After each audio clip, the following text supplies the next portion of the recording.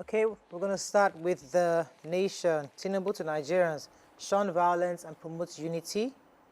Aidatiwa sacks commissioners and special advisors. Experts list ways to bring down inflation. Global synergy key to sustainable growth.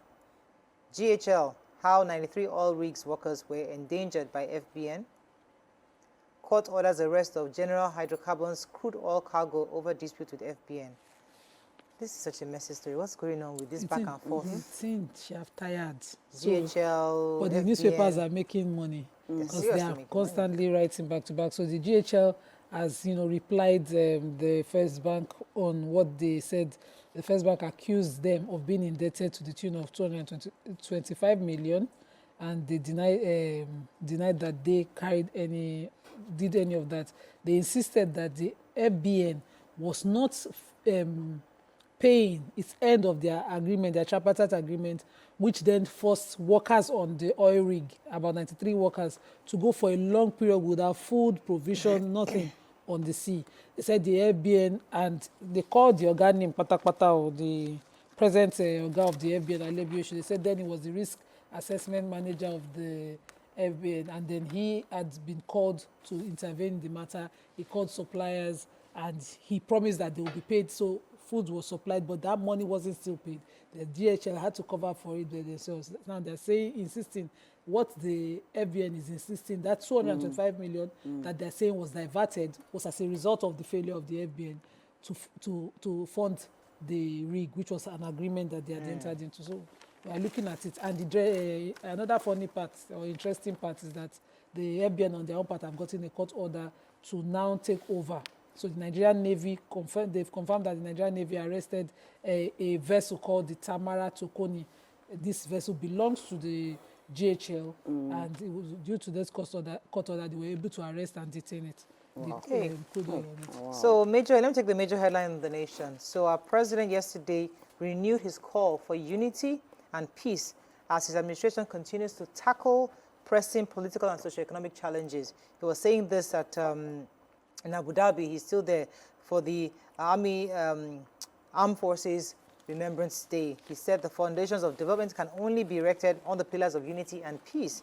The president also enjoined Nigerians to abhor violence and division and divisive tendencies which are clogs in the realization of prosperous and harmonious nation. In his message to commemorate the Armed Forces Remembrance Day, the president was speaking in Abu Dhabi, and he was represented here in Nigeria by his Vice President, Kasim Shettima. Okay, I took the Aidatiwa sacks his commissioners and special advisors.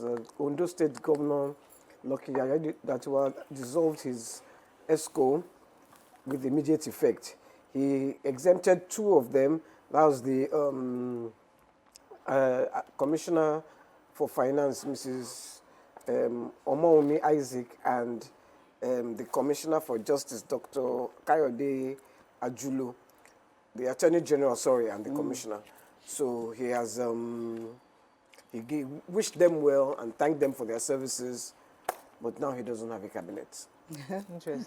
Yeah, okay, so I have lots of lobbying will be going on. Lots of lobbying, yes. Maybe I should go there and lobby. No, lobby, maybe we'll find So I have the story of the Unilorin, that they said the 10,789 Unilorin students beneficiaries of NEL Fund. They say they have so far benefited from the Nigerian Education Fund. That's what the Vice Chancellor said, that's Professor Wahab. And he also said that, that the number will double at the end of this session. He said that we are hoping that they are going to do more verifications, and once they do more of the verifications, that they are going to also make sure that a lot of people get this money. And I know a lot of my friends, their kids, they are really getting this money. The student loan. Yes, the student loan. So let's see how far it goes. Nigerians should not forget it's a loan. I don't want us to be discussing a few years after that it's not to be paid back. Yeah, it's not a grant. It's not free lunch. If you don't need it, don't take it. Okay, the Punch. 34.8% inflation rate triggers fears of rising prices and hardship. Picture story here. Tinubu governor salutes fallen heroes, pledge support for their widows. Dog-skilled Nigerian woman in Italy. Ogun. MAPOLY students defer over attack on Deputy Governor. Alaafin Owode, reverse appointment in 30 days at Kingmakers tell Makinde. Retired generals, others worry over fresh terror attacks in Northeast. And Reps Deputy Chief Whip Ononuga dies at 59. Okay, which story? So I have the story of the poly students after the attack with the deputy governor. They said the Ogun State Government and the students of Moshood Abiola Polytechnic disagreed over an alleged attack by the students on the state's deputy governor, Mrs. Noimot Salako. They said the special advisor to the Governor Dapo Abiodun on communication and strategy, Mr. Kayode Akinmade, said that the governor was on her way to represent the governor at the reception marking the 2025 Armed Forces Remembrance Day at the 35 Artillery Brigade, Alamala, Abeokuta.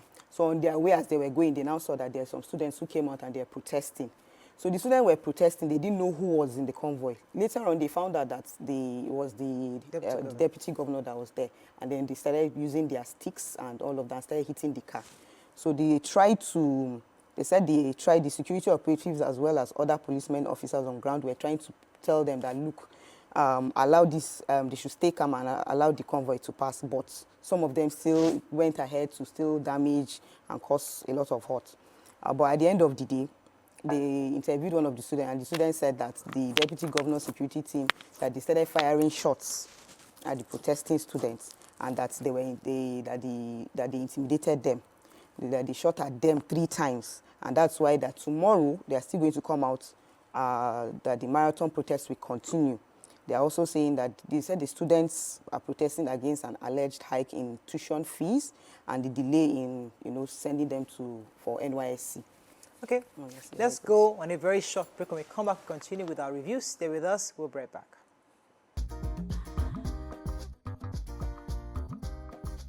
Stay tuned.